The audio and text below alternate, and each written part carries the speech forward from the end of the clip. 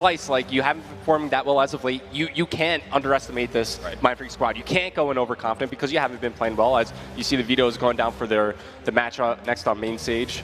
Hard points come on in, but I think Splice will wind up taking that match. I hate that. I'm not sure if you caught it. London Docks goes through in the hard point. LG pick it like that. They didn't waste any time about it.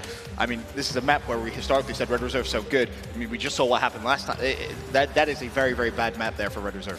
All right, well, let's kind of get into it then as it is going down here. And this, for me, when you start seeing the videos, you kind of start figuring out exactly how this is actually going to play out as well. So from what we've seen so far, you think that London Docks is going to be a big issue for them going forward if they get there? Yes. If they get there. Ben's very confident. He's looking at you going, Momo, just say it, will you? I think it was. I wanted to see the breakdown, whether it was first or fourth. London Docks hardpoint, again, I've kind of said my 2 cents on this one, which I think Luminosity take this series, and I think London Docks, this could be very bad for Red Reserve. However, notoriously, they were awesome at this map. If they somehow come into this with a positive attitude, if we start to see Zero drop in those numbers, which he wasn't, absolutely, we could see a Game 5 on our hands. One thing I don't see, though, in this series is like a 3-0 Red Reserve. I just don't see it. I got some bad news for Red Reserve fans. They played that London Docks hardpoint against Splice in their matchup, and it wasn't close. Red got obliterated. I'm actually pretty surprised that they allow it to slip through here, knowing that Luminosity are such a Slay-heavy team, and Red Reserve, you know, your Slayers just didn't come out to play in that first matchup. Maybe they think that it's only a matter of time before they get warmed up. Did the map get changed on us? I think it might have done. Well, we still have London Docks in there, so London Docks is still in there. It's still valid. London Docks definitely got through. But that Game 5, I mean, USS Texas is a great map for Red Reserve. I mean, you do have some solid snipers on the side of LG, but we'll see if we could find our way to that final. All right, it is Valkyrie hardpoint we're going to be kicking things off with. So that second one is the one that's actually the veto process. So we're going to kick it off with Valkyrie. All right, well, let's get this one underway. Luminosity versus Red Reserve. Over to our casting duo. Revan, excited for this one. Red Reserve, LG. The map set looks pretty even. Of course, we mentioned the woes from both of our 2 squads, but it's going to be a Valkyrie hardpoint to get things underway, and we're kicking it off on board with Joe. All right, so Valkyrie, this new map in the rotation, for those of you that haven't been watching a lot of World War II competitive, this is all about your SMG players, as you see the kill feed already all blue. Luminosity get a clean 4 down. Everybody picks up a kill, and this is not a great start for Red Reserve, but still super early in the game. It's all about setting the tempo. And this is a map where we're seeing John specifically just make it his playground, right? He loves the fast pace. He's not afraid of taking those fights. Traditionally puts up some pretty good stat lines, and then you kind of countered that there with Octane's slower pace AR play style. It works out almost perfectly for LG. Yeah, especially on this first hardpoint. Like, you're going to be looking at Octane just to, you know, lock down one of these alleys, one of the main streets, because the next upcoming hardpoint is obviously on the top side of the map, so just hold that position and just lock it down for your teammates to make it such an easier rotation. Right now, it's Octane inside the hardpoint, as John just talking about a 6-1 start. Slacked has yet to die yet. Red Reserve have 1 point. Luminosity have 40 on a hardpoint that's usually pretty heavily contested. And this is the perfect start from LG. Everyone on Red Reserve just up to 1 kill. Finally, I believe that's going to be Josh finds his second 0 as well with another. But damage done there on the first hill. Already a massive lead for LG. And more importantly, that rotation from first to second on Valkyrie, it can be so smooth. And LG did that flawlessly. That's what happens when you're able to just lock down the top side of the map. They got a ton of time. They're just not being pressured right now. Red Reserve are not winning any gunfights. I mean, add up their kills right now, 3, 6, 9, 11. At one point in time, JCap had more kills than everybody on Red Reserve combined. Same with John. Slayers have to step up. They have to come to play here. Finally, Red Reserve find their way into the hard point, but it's only for like 5 seconds. Luminosity, they have spawns in their favor. John breaks right on in. 10-3, by the way. You got to keep an eye on him. To quote Mr. X, when you're outslaying your opponent that heavily, it's very easy to win, right? You can almost throw strategy out the window. Right, you're playing a first-person shooter. You kill the other team, they're dead, you have a better chance of winning the game. Simple as that. And LG, I mean, they're just putting on a clinic here against Red Reserve. 81 points to 7. The final scrap time looks good to go to JCap. An 8-5 start from him. Now, again, that rotation fight's going to come through. Yeah, so as Storage Bunker pops up, you see John, he's able to sneak right on through. You had players for Red Reserve, they were spread across the hard point, but John sneaks through. He's able to find one, takes down Joe, goes for the second, can't pick that up, as it's going to be rated. Staying alive inside the hard point. Now Red Reserve starting to pick up some time. Let's see if they could climb their way back into this one. It's looking good for them to potentially just try and hold at least the trades coming through. LG, they're off to a blinding start. I want to send it over to an Astro Gaming listening with LG. They're gonna be pits. Josh in the back, Josh in the back. Middle. I spawned out, I spawned out. Pit weak, and score, Josh in the back, barely weak. He's coming window. Coming out. One head, got me. Window. Locker zero. They're gonna spawn in the back. Locker window, one shot to a nade. Still spawn out fire. Office not weak. He's challenging you. Rated. Office challenge in front. I got Nice. him. I got him. Could be another one. Could be another one. Coming up. Hold on me. There's two in the back, I us. think. I think they're in the back. Go in a closet. Spawn on fire. Play from hill. I'm double really, hill. Double really hill. weak. I'm one shot closet. God, can you get on front John bench? finesse. Cyber push. No, I can't. I'm helping hill. He's back here. One's One's main back door. here, One I main door. think. He's Nice pitching shot, front. John. Pitching closet. Pitching fire, Josiah. I'm looking. Oh, he melted me. Josh is there. I He's wanna one see what's up. elbow heady. He's I spawned wood. I spawned wood heady. two front. There's two front, another front, I need help. No, I got Finish the this, back. let's Down the back back. One door, shot. we're Two in the back, back. Two in the back. Two in the back. Two in the back. Oh, he's spawned the other Front, side. front, More in the back, one's weak. One's in the back elbow. Office, I'm about to nade it. office. Hit him. I got one in the Back back. here. We got a back. One shot. He's in the hallway. He's in the hallway. Yeah, Push, two in the push, hallway. push, Zero's on a push, push. 5. Zero's on a 5. Zero's on a 5. Oh, hallway. Trade, watch out. We're all laying down He hallway. might have gotten streaks. Joe's weak. One dead. Hallway on me. They're spawning in the back stall on you guys. Johnny's challenging you. He's weak. He's challenging. He's about to Hey, challenge. front We have elbow. your elbow. That's two dead. Two front. I got one of them. More front. Front, one He's shot. pushing the steps. Front, one shot. He's not hitting you. One mid-street. One main door. One's One wood. shot. One's wood. One hit me, all dead. Raiders coming main door. One's in maps. There's two rotators. Rated main door, rated roll. Top Rated right. roll. Top right. Maps, Top maps, right. maps, Top maps, right. Kill this old. Kill this guy old. He was one shot. Yeah, we got back. One's by wood, one's by wood. To left. Okay, Brick. okay. They're gonna spawn behind you guys. I Fire. need They're it, gonna I be need it. maps. Wood, wood, wood. Maps. I know. I need it. I didn't hit him. Pitching maps. One shot. There's gonna be two. I shot him. Wood. Name. He's inside Sam, maps. take your time. weak. Take your time. I know. I spawn I out. spawned. Score. I got the maps. I got the maps. Hold that. They're going Trying to to- spawn on I you. got one Come Atlas. for score. Come on. Yeah, I'm coming with you. Well, there a little bit of insight to LG's communication. They keep the lead going, Revan, 128 to 63. Something to kind of take note of. You look at the LG classes that they're running. Airborne primed on all three of their subs. They are just flying at Red Reserve. I mean, yeah, they can pretty much do whatever they want. They've been winning the majority of their gunfights, but one saving grace for Red Reserve. You saw Zero, he's got streaks to use. I mean, granted, they're not super impactful, except on this hard point right here on Smokestack. Still, you could use those streaks to cut off the avenues into some of the other hard points and use them early on in transition as you're rotating from one hard point to the next. And that's what you need. You need someone from Red Reserve to step up. It was Zero. Picks up a nice double kill. The third came with the nade, as well some streaks at his disposal. But to your point, Revan, it's pretty difficult on Valk to really use those streaks too effectively. With 10 seconds left on Smokestacks, you may be kind of forced to save them. And also, no, Rated only selects 2 streaks. Yeah, I was about to say that. He's not using the Fire Pilot. Fire Pilot, one of the most impactful streaks. It's the one that takes the lowest score to earn as well. But back into the action here. John has yet to slow down for Luminosity, 21 and 14. He started off hot and he's been following it through. You just need more people to step on up. Octane's been doing his job, but JCap, 12 and 16. Right now, with the least amount of kills for Luminosity, still with around a 50-point lead. And now, of course, we head into our second rotation of hills. This, of course, the first hill where John really went on a big rampage to kick things off. It gave LG a big cushion. Can he try and do similar things again on board with Slack? Though, looks as if he's going to just try and go around on the flanks. He potentially could pick up anyone from Red Reserve.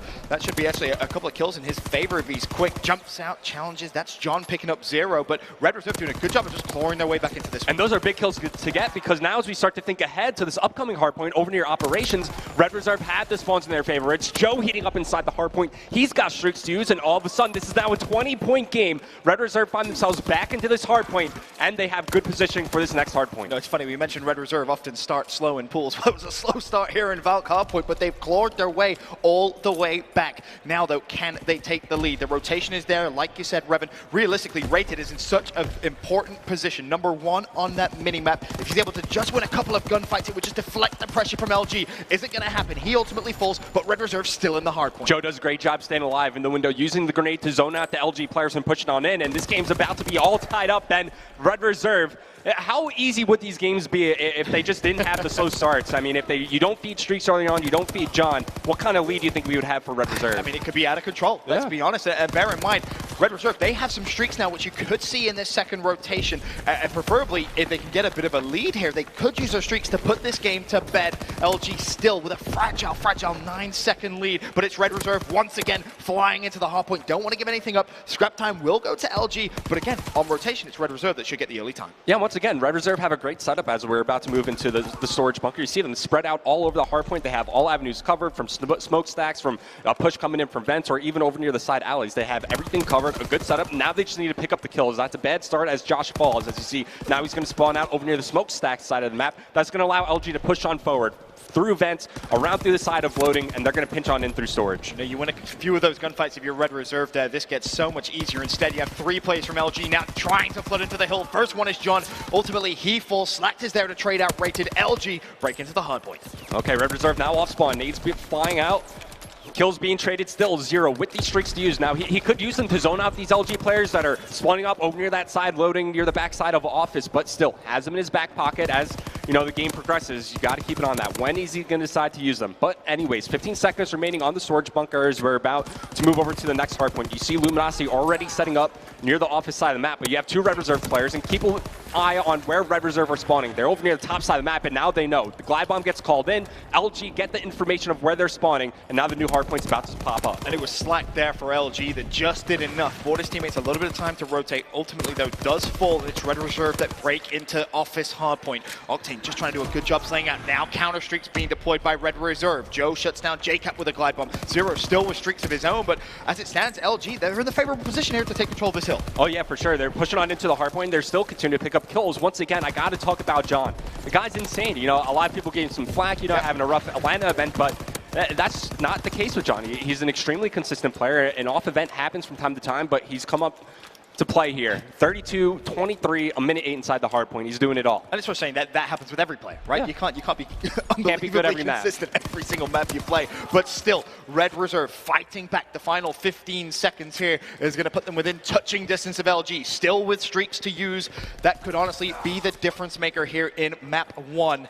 As this rotation comes through, I mean, if you're Red Reserve, this is surely now the time to use those streaks. Can we switch to Zero real quick? Yeah, I want to see if he's going to use them. I mean, this would be the opportune time. There we go. He's going to use the fighter plight, so this will zone out Luminosity away from the hard point. It should open up room for his teammates to push on in. Finds one, takes down JCap, sees where they're spawning up as well. Now Red Reserve have to push in. They have the man advantage going into the hard point. Just convert, trade the kills, and you could take the lead right here, right now. And Red Reserve will do just that surely. But no, the counter fighter pilot comes in from JCap. He shuts down Rated. Is that going to force Zero's hand to potentially invest even more streaks? Instead, shuts down John with the sub, taking his time on the reload. Still 30 seconds left on the hill. More streaks deployed. That's Joe with a fighter pilot of his own. Now Zero, he breaks into the hill. But players are still falling while that streak is out. 2 fall for Red Reserve. JCap gets the trade onto Zero, and now Luminosity retake control of Smokestack's. Time is winding down. Granted, no team can win on this current hardpoint, so we are going to be moving back to vents. But big nades come through from John. He shuts down Joe, and just like that, LG retake control. And now you have an artillery barrage still. Zone out now. You have to almost drop it out. You have to put it somewhere. I would say drop it over near the back door, force them to fight down through the alleys, and just have an AR or a sub posted up behind cover, waiting for him to come. But that's 3 falling down for Red Reserve. Luminosity, they're looking to take map 1 on this hard point. Yep, they can do it here. Josh has to break through. The nade kill comes through. More kills to support, but it's going to be Slack still in the hard point. Ultimately does get taken down by Joe, and Red Reserve, they stay alive for now. And they can win on this hard point. Use the artillery barrage. You have streaks to use. Even if it's just to zone out one of the doorways, one of the entrances, it's just something you no longer have to worry about. Just use the damn streaks. Please, use them. Call them in. Not going to do it. And now Zero has a long, long journey all the way back towards the hard point. I don't think anyone's going to be able to break in, or will they? Hard point contested right at the end, but it doesn't matter.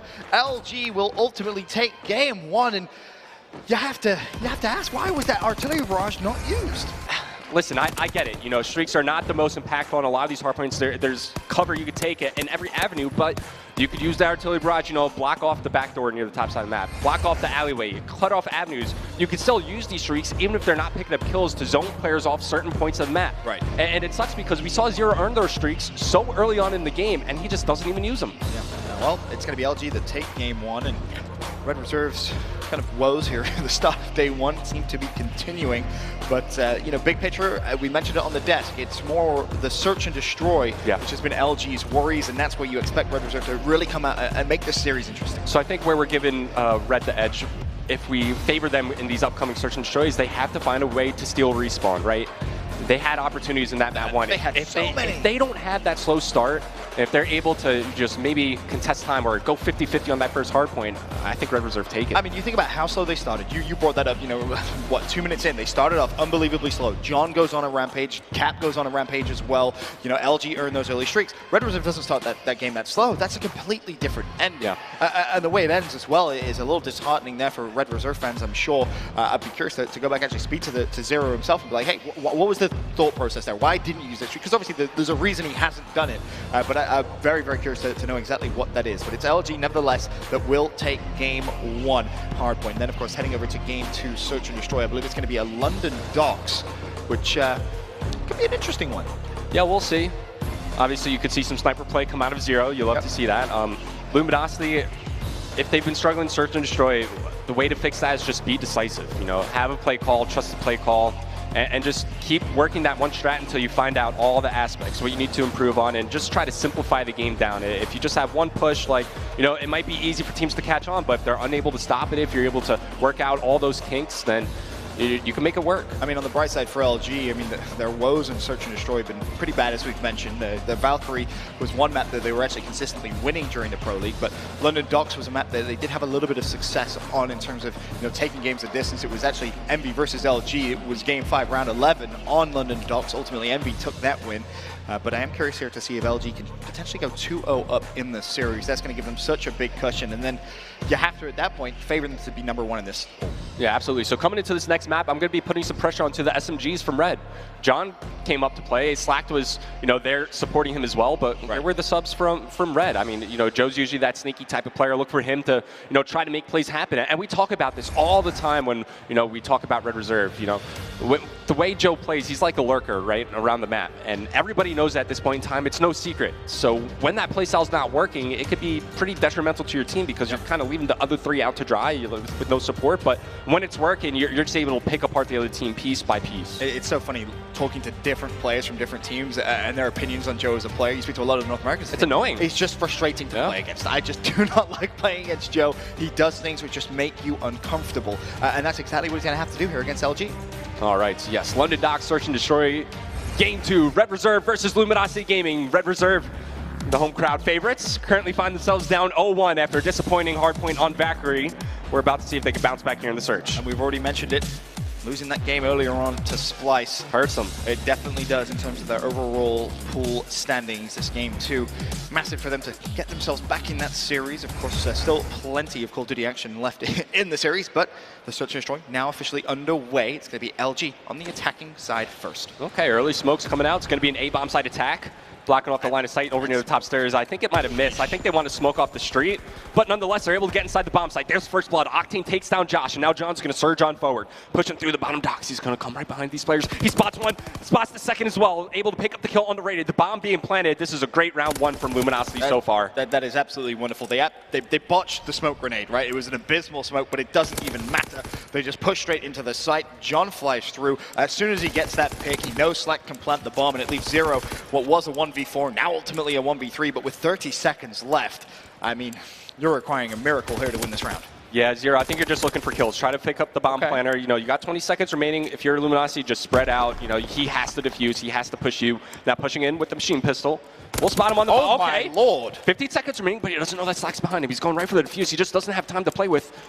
Peeking on up. Yep, Slack's going to spot him. Oh, almost got that kill. I don't think he would have had time to defuse, but he for sure makes that close. But still, what was I talking about when it comes to Luminosity and Search and Destroy come to this match? You want to be decisive on a push, and that's exactly what they do here. Great execution. And it's great execution, even though the initial smoke doesn't work. They say, doesn't matter, just keep going, let's execute our game plan as normal. And it works. As soon as you get that first blood inside that site, it opens up everything. Although that might be a different story if Zero's sniping down that street. If that smoke doesn't block off his line of sight, chance for him to get that first blood. But still, Luminosity a little close there, considering it was a 1v4, but still, you pick up the round win, that's all that matters. Yep. Now, of course, Red Reserve, they go onto the attacking side. It was an A push round 1 from LG. Red Reserve look to maybe do something a little different here in round 2. As Josh already been spotted by Cap, and you can see LG looking to go for the bait and switch. Cap baits out, and just like that, Josh will fall. First blood instantly there for LG. 2 players go down. Joe trying to go. Okay. And what a snap that was. That's what we like to see from Joe, but there's a moment there for Josh where he could have thrown out that stun grenade and potentially tagged up both players. But now Joe left in a 1v2 for going up against John and Slacked. Yeah, Joe should be dead to rights here. LG know exactly where he is. John has him pinned. They recognize Bomber is down. John again tags up Joe. Should just be mere moments before he falls. And it's something that historically in Call of Duty esports we've mentioned. When teams start struggling in Search and Destroy, you see them adapt and do one very simple thing. Play in a group, play together. And LG's trades that round was a just picture-perfect example of just that. A team who has been struggling in Search and Destroy basically say, let's do the buddy system. We'll just buddy system. We'll just bait and switch, and we'll just make sure that we're always effectively trading. Easy enough. Flood, trade, work the man advantages, able to find isolated players, and you just collapse on them, just like they did to Josh. First blood and lights. Bait and switch, JCap tags him. He has a teammate right next to him, pushes in for the trade. Simple as that. Now, but you have Slack close to streaks too. Yeah, let's see if he can get him. Luminosity back on offense, and they're going to switch things up here. They're going to play a bit more spread around the map, just working for picks. keeps Red Reserve guessing. That's for sure. Octane already tagged up one shot. Cap's going to find that pick and realistically slacked the key player here, whether it's going to be the bomb down or potentially even a pick. Can he try and work that B site? Of course, a little bit of assistance is there behind him in form of Cap. Octane ultimately full, so it is going to be a 3v3. Nade out. Zero has to back away. Okay, zones him out. That's going to allow Slack to push on forward, but he also has the bomb in his hand. It'd be great if he could just switch positions with one of his teammates so that he could push back and get the objective down, but Raid's able to find JCap, and finally we see a round where Red have the man advantage. Can they make sure they close it out, though? Slack recognizes there should be two players back here. Not necessarily worried about his back just yet. Of course, John is in support, and if LG can somehow make this happen and get Slacked a couple of streaks this round is well worth it, even if they were to potentially lose it. Okay. Yeah, you got tagged up. You saw a player mid. You know that there are two players over near the back bus. I don't think it's safe to get that bomb down. I think Luminosity, what they're trying to do is work a pick over near the back bus and try to fight the 2-on-2. Josh was coming in from the pinch. You saw him over near statue. But it's a round win for Red Reserve. Nonetheless, is it's still early in the search and destroy. Look, it's 2-1 lead for Luminosity. Let's see what they could do on this upcoming defensive round. Most definitely is. Early days yet. As Red Reserve, there, a quick glance at them. See if they can potentially tie things up here 2-2. Look at them now, back on the attacking side. Do they want to switch things up themselves? Maybe go for an A push? Of course, we saw them go B first round. It seems like that may actually be the plan. Of course, you already hear the smoke in the background. Yeah, Red's a good team at switching things up. You see it all the time from them on a map like St. Marie Search and Destroy, where they'll push the A bomb site, even though it's traditionally to go over towards B on that map. So it's hard to get a read on this Red Reserve team, but even though Zero gets taken down first blood round, they get the bomb planted over at A, but just like we were saying all game long, Luminosity find an isolated play on Red Reserve, and they just push on through and they overwhelm him. Too many bodies for Red Reserve to take out. It's 4v2. Joe and Josh, bomb is planted, and see what they could make happen. 25 seconds remaining on the bomb. Oh, Joe, you got to save that nade. Save it for the bomb diffuser. Oh, it's time winding down. 20 seconds remaining. Player's not pushing on it. Joe falls. It's all up to Josh. A 1v4, bomb planted. JCap is on. He's going for the defuse, but they push on forward. They find Josh. Once again, Luminosity, they don't lose a single player, and they've been doing this all game long. Right. Push, flood, trade, working as a team. Their teamwork's just better. Yep, essentially. That's what it's just come down to. And another prime example was that last round. They just flood Red Reserve. They force Red Reserve into, some unfavorable positions. And as soon as you have that advantage, it's so easy. Of course, Josh left in that 1 versus 4. Really, not much you can expect him to do, even though there was 15 seconds left pinned into that site. But now LG 3-1 the advantage. They go back on the attacking side. Smoke's already been thrown out. This one much better than their last A push. Will it work out just as well? John first to the fight. Already a few bullets being thrown his way from Josh. All right. Action now going down lower docks. John put some bullets into Josh. He's just going to back on down, and the bomb should be planted here momentarily. There you go, 4v4. First blood now coming in from JCap, and that's going to be a threat to Red Reserve. They know that JCap's on the flank, and now they feel uncomfortable. Their hand is forced. They have to make a reaction happen on the map, and it's Joe finding Slack. The trade comes in, though, as John takes down Josh. Rated finds one as well, and now it's all down to Rated. 1v2 for him, 25 seconds left on the bomb timer. And Joe read it very well, just sadly couldn't find the pick. Nice try. Rated in the 1v2, not going to be able to clutch up at all there, and credit to Slack. Those 2 pushes over towards that site. He's been very decisive with the bomb. He's put it down and instantly put the pressure on Red Reserve. Yeah, it's just forcing a reaction out of them, right? JCap, that was a big kill for him to get in fire. If he falls, it opens up an avenue for Red Reserve to push on forward towards Statue, through Beer, and wrap around the players of LG that are still inside the A-bomb site. But look, Red Reserve have found themselves in this situation before, going up against Splice. They were down 4-1, Rated. You got to start shooting some bodies. This is the time right here, right now. This is how you come back into the game. At 3 and 4, he's had a distinctly average map, not exactly underperformed. He's been left in a few tough situations, that's for sure. You really look at Josh to be the player to step up here in this S&D. Of course, it is going to be Red Reserve on the attacking side. Already bomb being planted by Joe, and LG, they're now going to have to try and retake. They did it flawlessly on their last defensive round. Can they do it again? All right, good decisive play, and there you go. Finally, Red Reserve get a first blood in this game. Rated with the first one for his team. Other than that, all 5 have gone to Luminosity, but kill traded out. 3v3, time now winding down on that bomb timer. Octane pushing up through the dock side. He's able to spot one, going towards lower. It's going to be Josh finding JCap. Oh, shooting his teammate a little bit. That's not good, but they don't have a lot of time to work with here. And again, it's Joe that just played that well, scrambled, played his life. Octane now left in a 1-on-2. He wants streaks.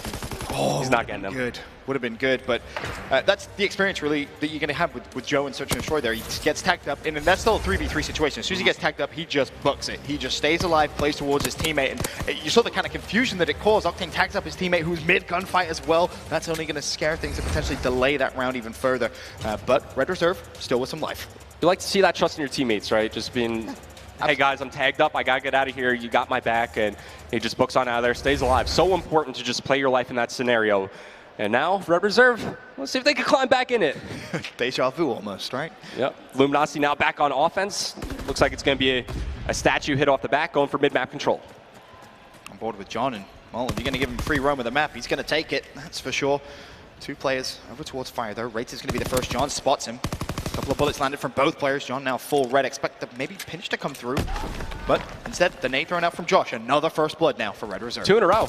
New record for them in this map, at least. As there you go. Zero finds the call to Slack. And they have the man advantage. And what happens? Zero backs up. Recognizing the situation, just going back. He has a teammate next to him, rated to help on out. Spots JCap. No reason to fight this at all. Luminosity, they have to plant the bomb. They have to find kills. And you see the players on the other side of the map. Red Reserve, they could go ahead, pinch on in at a moment's notice. And again, you had Joe actually watching that cross. He was water steps. He saw the final player, which was nice. Of course LG's teammate, or JCap's teammate, I should say, cross through. So they had all the information they possibly needed. There was almost no way Red Reserve could throw that round away. I'd like to see that from Red Reserve, and then we got ourselves a map. Once again, too soon. Once again, it was a slow start for Red. You know, they found themselves down 1-4, just like when they were going up against Splice early on in the tournament. Yep. Starting to mount their comeback right here, right now, round by round, and it's really coming off the back of those first bloods. I mean, you went it's weird, right? 2 first bloods in a row, and you win 2 rounds in a row. It's working well for Red. You start the round with a man advantage. It's weird how it helps, right? A 4v3. Who It's almost knew? like those are important. Yeah, who knew? As now Red Reserve, they go back on the attacking side. Smoke out straight off the bat from Joe. Is he going to push through? Josh, another first blood. This time it's Slack that gets picked and Cap falls, but Octane responds with a double nade. Josh and Zero both fall, and just like that, what was a 4v2 instantly turns into a 1v2 here. Joe with all the work to do. Okay, but he's got Mountain on, so quiet footsteps at least. Luminosity, I don't think they know that Joe's come from here now. This is typical of Joe's playstyle. Oh, he may have gotten spotted. No. He's going to spot one. Trigger discipline. Yes, okay. Spots Octane looking for the second as well. He's going to take this one slow. He's going to find both. Can't pick up both kills, though, as just too many players. Once again, Luminosity doing what they've been doing all game long. Back up to your teammate. Yep. Get some team support. Fight the 2v1. And there's the trade. Of course, bomb down didn't really help Joe's case there at all. LG recognized, all right, well, he's going to have to come to us. Yeah. We just have to play that buddy system effectively, and we'll easily be able to trade out that final kill. LG now put themselves at map point 5-3, the advantage. And that's a momentum-changing round. You think Octane with that 2-piece nade, he brings it around right back, swings it right back into Luminosity's favor. And I'm not sure if those players on Red were either tagged up or if they didn't have hunkered on, but that grenade changes the pace of the game as now Luminosity 1 round away from going up 2-0 in the series. And that's a fantastic counter there from Red Reserve. They recognize the smoke push LG's been doing, so what do? They throw out some stuns just to slow, just to delay that push. It also gives them the information blind through a smoke grenade, so they should have some indication that this is where LG's pushing. Take a look at JCap pushing right through Statue. The Red Reserve have no idea he's here, but Zero, he's kind of watching the flank all the way near the back boxes. JCap, because he get good timing here, doesn't win the engagement. Another first blood for Red Reserve as they find another one going after that. Josh taking down John. Man advantage for Red as they're trying to stay alive and force at least one more round. And you know you have LG split, so it's just going to be a couple of 1v1s. Octane wins his against Rated. Now it's going to be a 2v2. Joe still with Octane right in his sight line. Octane's going to go for the challenge. Soars in the air like an eagle. Joe pulls out the pistol, wins the fight. Now it's slacked 1v2. Yeah, he wants to work this trade. He knows that Joe's weak. Peeking around the corner, just trying to find out where he's situated. He's right around the corner, does find him eventually, but now it's going to be Zero coming in to help out his teammate. Slack does find one. Time winding down, 20 seconds remaining, and he's one shot. He's tagged. Zero creeping on in. Slack spots him, peeking around the corner. He wins the one-on-one. Goodness. Slacked with no right to win that gunfight at all. Looks across the main stage and let Zero know about it. Complete one shot, had to hook the corner, just jumps out and guns Zero. I mean, look, that's a bit unacceptable, right? Zero had him one shot, had him tagged up, knew exactly where he was. And Zero, you saw him creeping up on the staircase. You just had to pre-fire around the corner, slacked with the jiggle peek, forces out some shots with the re-challenge and just hits every single bullet. And it just shows you the importance of jiggle peeking. Am I right? Beautiful play from Slack. And if you want to take a look at our CWL play of the game presented by Scuff, and that's right, you guessed it, it's Slacked with the phenomenal clutch right at the end there. Little shaky shot there in that gunfight, but it doesn't matter because Zero missed everything himself and slacked with the 1v2. I mean, look, Slack didn't have the better positioning there. He was trapped. Zero knew exactly where he was, plus Slack was just trying to buy time to regen some health. I mean, there are 25 seconds remaining. Not only did Slack either have to find the kill or get the bomb planted, Zero he was able to dictate everything that was happening. Like, there's so many different ways he could have played that. He could have just pre-fired going around the corner. He could have held right across from the fire ladder, just hold the boxes. Like, there's nothing Slack can do. That's the difficult situation you have to make in those situations, right? Because your teammate calls out, he's one shot. Yeah. But there's, what, 20 seconds left on the clock, and Slack has to plant, and you have cover. You could just sit and wait for that potential challenge to come through. But instead, Slack picks up a phenomenal second kill, 1v2. And, well, it's all smiles in the LG. Of course.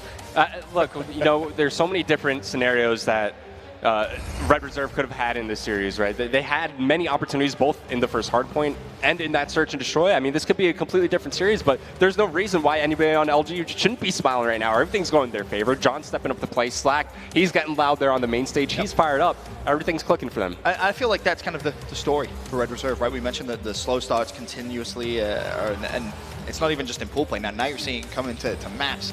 You need to see them just kind of get a little bit of momentum, and that could well come in the CTF. You just need a big play to happen. That's all it really takes. You know, somebody gets fired up, somebody makes, you know, an important clutch play to capture a flag. I think going into this next map, you need something early on to happen for Red Reserve. Find some positive momentum to help you out in this series. Yeah, most definitely do. LG currently 2-0 up against Red Reserve, and what is a pretty important game here for Red to win if they want to have a good chance at least of getting that #1 seed from the pools. But it's LG who are in the driving seat here in the series. When we return, we're heading to Arden Forest CTF.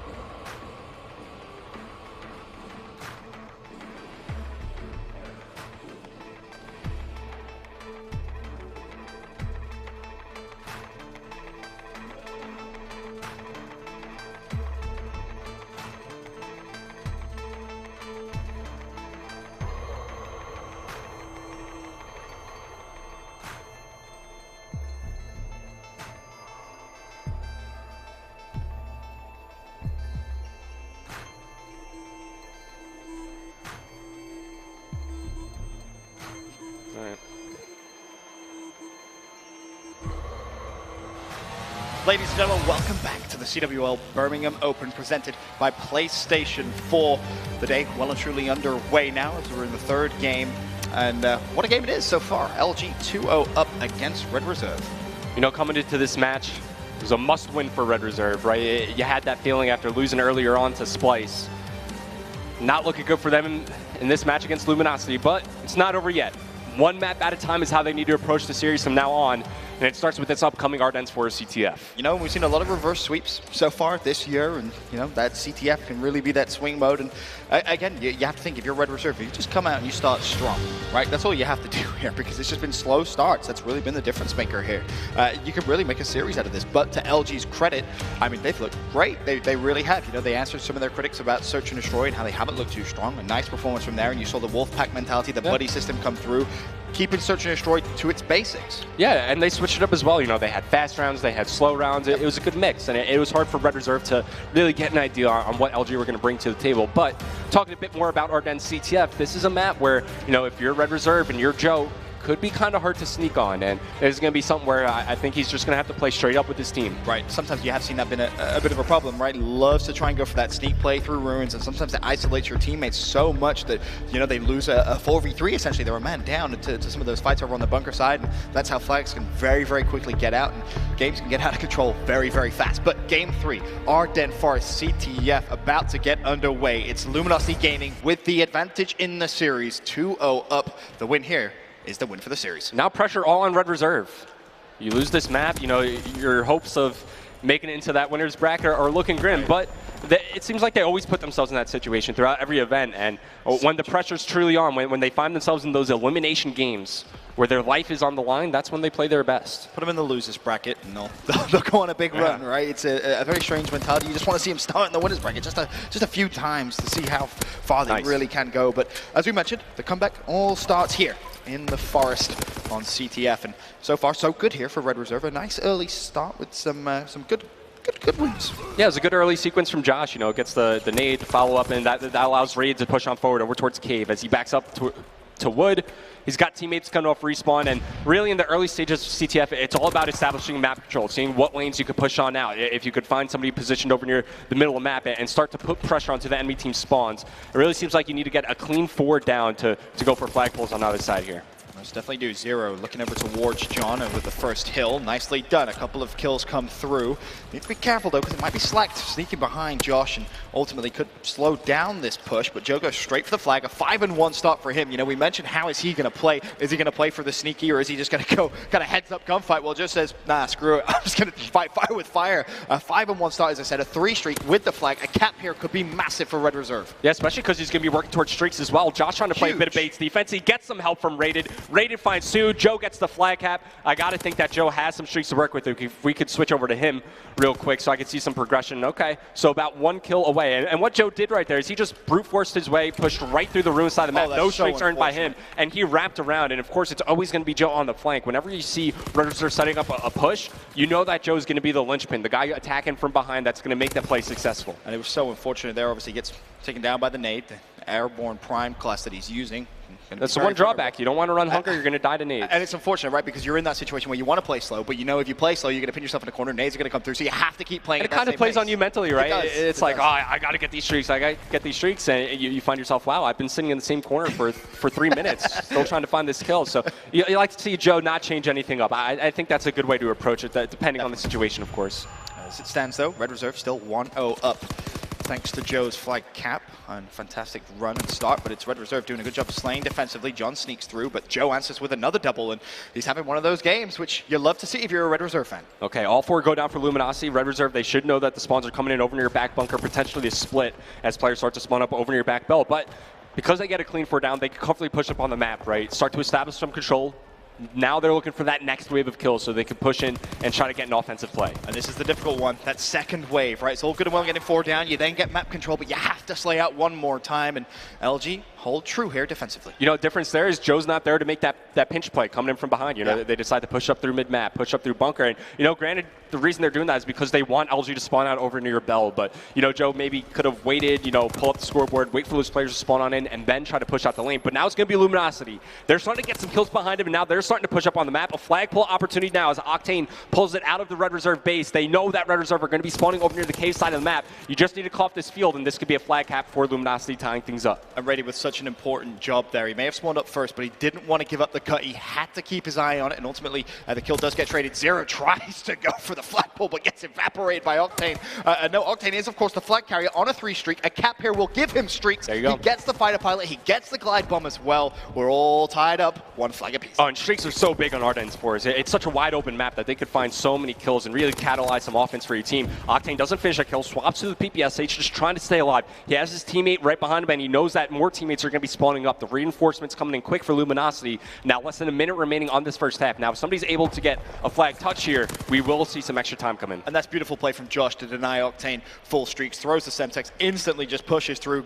Retakes a little bit of control there over towards bunker and finds the pick. So Octane not going to get fully streaked out. Nice smoke. Has got 2. The smoke's deployed, and Reddit says, well, screw it. You're not going to challenge me. I'll try and make the play. Sadly, not going to happen. Hey, I like the idea. Unfortunately, all of his teammates died, so he didn't have anybody there to help support him, but still love the idea. Now Luminosity, they're going to kick it up a notch. They start to push on forward. That's going to be 2 down for Red Reserve. John, non-stop sprint. Just keep going. Try to force some extra time. Finds one in the back. That's going to be Zero taking out Jump at the kill. Immediately traded, as now it's going to be the rest of the LG players collapsing on the Red Reserve base. You could see a glide bomb potentially invested here from Octane. He knows a couple players are going to be coming off spawn. He's absolutely beaming. The flag is going to be pulled. He has to win the gunfight the old-fashioned way. Has the flag in hand now, and yes, he's going to get the extra time, but he's not really going to be in a position where he can use streaks to try and help this. No, Joe as well with the counter. He is. He's going to be calling in the glide bomb. He has teammates next to him. That's going to be John. Glide bomb comes in through the cabin roof, takes down Joe. The flag is dropped. Raided's there to pick it back up, but who's coming around the flank? It's none other than John. Easy kill for him. Takes down Raided. The trade does come in from Josh, so this stalemate's still well and alive. What a challenge from Josh. Wins the gunfight, keeps the flag alive. Stalemate still underway, and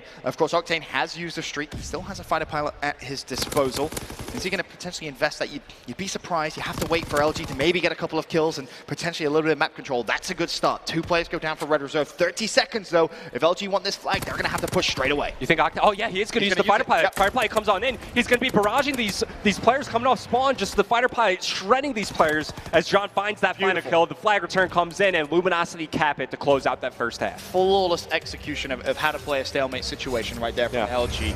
You know, they were unlucky in the first wave, right? The glide bomb kills. Josh has to go big for Red Reserve to keep it at a stalemate. After that, they push, they get map control, they win a couple of gunfights. A beautiful execution there with the fighter pilot comes through. He's not afraid of using it because he recognizes, if I use this streak, we're going to go 2-1 up. And the thing is, like, they use the glide bomb, right? So if you're Red Reserve, you know that a fighter pilot's also in play, and some of them don't switch to a mountain class. In that scenario, you have to have mountain on because it costs them a flag cap there. I wonder if Octane actually lapped over his streaks. Yeah, so he's got everything to play with again. This is LG are in a great position. Yeah, Red Reserve, not so much, as Octane now looking to cause even more damage here to Red Reserve in this Game 3 CTFR Den Forest. Of course, second half underway, and already you're looking at Slack mid-map to potentially cause some problems there for the likes of Zero, but for now, just sneaks away. And you know the pressure's on Red Reserve. They have to make something happen. They're the ones down not only in the series, but in this game right now. If they don't find a way to come back into this game, they're out of here 3-0. And what would be another disappointing series for Red Reserve is Octane on his 7th spree does wind up getting shut down, and Red Reserve, you got to push on forward. You got to establish some sort of map control here. And it's worth mentioning Cap having a pretty good game as well. He was 12-7 up until that last fight, almost working towards some streaks of his own. And CTF, definitely a game mode throughout his entire career he's excelled at. Yeah. No changes really in Never fun to play against him in CTF. Very frustrating. I've never had a good time doing it. Well, luckily for you, you're a caster now, Revan. You don't I don't have to worry about it. Now other people got to worry about it. Yeah. I'll tell you what, I would hate playing against Octane too. This guy just, he rarely misses his shot. Such a talented assault rifle player. Back into the game anyway. It's going to be Luminosity finding that last lingering Red Reserve player. It's going to be Josh as Rated finds the trade kill, but pushing on forward up the map. Take a look at where Octane is. Doing exactly what Joe was doing before, pinching on into the bell side of the map, but that spawn comes in from Josh. Josh is going to be able to put in some shots into Octane, but he gets away. He finds the cone to Joe as well, has teammate support, and look who's driving back. John, over near the cabin side of the map, making sure that nobody from Red Reserve is over near his base, just trying to cut off ruins. And Joe was so worried about the other player there, the other side of the bunker wall. all. Didn't even challenge Octane, so whether that's just a little bit of delayed communication or whatever. If you're Octane, you kind of want to use these streaks because you're about to get more. It's almost worth having your teammates kill you so that you could get them kick-started on some streaks. But see John, right? John's on a 2 streak. It depends where he is on the map. I think. And he's going to call them in right away. Relatively close, but I mean, yeah, he's basically going to have to. He may work towards another artillery barrage here, but he recognizes there's still 3 minutes in the game, right? It could easily change. You don't want to just waste your streaks. You want to make sure that you use them somewhat effectively. He obviously puts the artillery barrage to the front side of bunker. It's going to force Red Reserve to wrap over towards mid-map. And I think he just re-earned his artillery barrage. So he called it in because he was 100 points away. He already lapped over the first 2 streaks, but it's going to be Red Reserve pushing on forward through the ruined side of the map. They have an opportunity here to maybe get a touch. It's going to be slacked. Puts in some shots, but he's got 2 players to take care of here. Does find one, takes down Rated, knows there should be another player nearby. Swaps to his sidearm, looking for the kill, but Joe, he finds 2. This push is still alive. Never mind. Glide Bomb comes in, takes care of business. Now it's all up to Josh. And you see Red Reserve, they're starting to be in a situation where they can't wrap back to their base and defend their flag. They're overextending now through ruins, and if you're Octane, just artillery barrage it. And here's the problem as well Red Reserve had. They didn't have anyone watching the cross, right, from cabin. Yeah. So 2 players had to wrap back because they were so worried that someone from LG could push through cabin and potentially go for a counter pull. And in reality, LG didn't even do that. They all pushed back, so you leave your 2 aggressive players in a 4v2. Almost impossible for them to win that. And with 2 minutes left, Red Reserve still down 2 flags. And with how many streaks are in play on the side of Luminosity, you still don't see Mountain being brought out by some of these Red Reserve players. So every streak that Octane calls in is going to be impactful. At the very least, it gains them information. And in a game of like CTF, where it's so important to count players on the map, like that information really helps out. It's nice to have. With 1:41 seconds left, you very well may see Octane earn a 3rd set of streaks. That is very, very possible. Now it's desperation time for Red Reserve. 90 seconds remaining. You're down by 2 flags. You're down 0-2 in the series. You have to make something happen. And it's almost, they're in a position where they have to force it. Right. They don't have time to set up. They don't have time to rotate back and play CTF the way they want to play it. They have to force these plays to happen. And if they lose, then they lose. I guess you're in a comfortable spot that you can start shooting bodies, sure. It's a love tap. You just let them know. Let him know. Octane 19-9, a 4 streak, and well, we're gonna get to see that fighter pilot potentially come through any second. I think he may have because they push through bells, right? You know the spawns are coming in back bunker. They're trapped. They have no cover to work with, and fighter pilot comes in, Rated. No Mountain. Joe, no Mountain. Guess who's gonna die? Both those players, including John. Oh, almost found the 3rd. The flagpole though should put him at 1 step closer if he's able to get a kill as well. Guess what? He's about to get another set of streaks if he gets this cap. That's just wonderful CTF coming in from Octane. A 21-9 game. JCap not too far behind, 18-12. Octane wants those streaks. He's actually going to cut straight through mid. Player to his right-hand side. Teammate finds the pick. Doesn't matter. He's doing it all. Octane streaks himself out yet again. And why the hell not, right? Let it rain. It's funny. Typically, you think of Octane as that statue-type player. Just put an assault rifle in his hand, lock it down. But he's got 4 flag caps, 21-9. Such an impressive performance from Octane as Luminosity. They make the CTF look easy. And, you know, Ben, we were talking about it earlier in the series. Red Reserve had opportunities in that first hard point, in the search and destroy. They let it slip, and it slips too far. Luminosity with the hot 3-0 over Red Reserve. And they did so comfortably here in that Game 3 CTF. This wasn't like Map 1 or Map 2, really, where Red Reserve had those moments.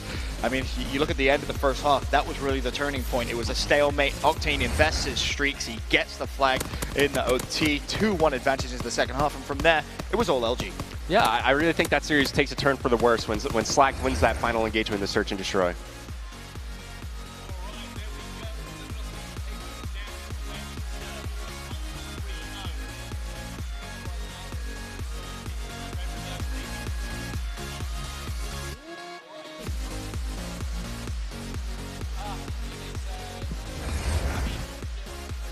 A place right now where, of course, they played Splice, didn't go well. They've now played LG. Saying that, you know, it didn't go well at all. They're in a very difficult spot, a spot which I'm not sure they've been before in this kind of map count, is what I'm thinking as well. How Red Reserve will deal with this is going to be interesting to see. But I kind of expected LG to come out and do that. I expected them to kind of come with the heat. And I also kind of expected Red to kind of take the loss of Splice maybe a little bit too hard. They went into that was all guns blazing. They thought this was the one time we prove ourselves as not only best in Europe, we go on and we do great in this tournament. It seems to have all fell apart. Well, let's kind of talk about that then, right? Because Red Reserve, they were one of the favorites of people coming into this tournament to win it, right? That was 100%. It was on the cards. It's probably the highest they've ever been rated. And now coming into this one and following 2 losses, they've won 1 map in 7, right? Is this just a case of we're going into the losers bracket, Are we going to make another big run because it's all but guaranteed now? Is this a case of they're not playing as well here? What are you going to nail down, Revan? What do you think? I feel like they're just kind of psyching themselves out, and it just kind of feels like they're mentally just putting themselves at a disadvantage, just going right into the series. But listen, if you're Red Reserve, take a couple minutes, breathe, calm down. The tournament's not over yet. You still have bracket play to look forward to, and we've seen what they can do in these loser bracket runs. It's still possible to see them in the grand final. They've done it before. Now they have a chance to do it again. And it's worth mentioning, pool play isn't over for them either, Yeah. right? Yeah. Maybe a couple of results do go their way. They can still come out second. Yes, you put yourself in a horrible, horrible situation. You're 0-2, but you still have another game against Mindfreak, a game against the open bracket team that's going to come in tomorrow morning. There's still other games to be played here in pool play. Yeah, I think that's probably the biggest takeaway from this is that if we know one thing about Red Reserve is they are good at kind of getting over that mental break. It will take them a little while. That's why they make the loser bracket run, right? They get that one win when they hit into that loser bracket and they're off. Could really happen here. Obviously now odds against them making it out of the pools, but hey, they've been in this situation a million times, right? Sure. Let's talk a little bit about Luminosity in that case. What do we think of this team? Was that just an overperformance by them? Did they perform better than we saw at Atlanta, or was it just a shaky red? And they came in, they handled business. They did exactly what they had to do. They were winning all of their engagements, and Octane just completely took over. I mean, you saw a lot of clutches happen. It was really a team effort from everybody on Luminosity.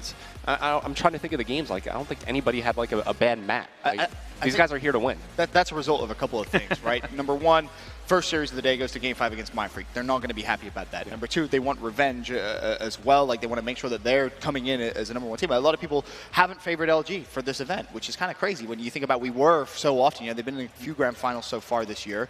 Like, they want to be that #1 team, and that's a performance where it's kind of hard to argue against that.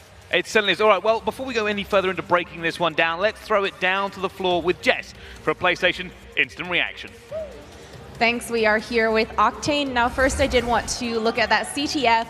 At the end of the first half of that CTF, you got into a bit of a stalemate. You pulled the flag, and then Josh answered back by pulling your flag. How were you able to break that momentary stalemate? It was just streaks. I think I started off like 1-6 or 1-7 or something like that, and ended up like double lapping streaks before the end of the half. So once you get streaks on a map like Forest, it tends to go in your favor.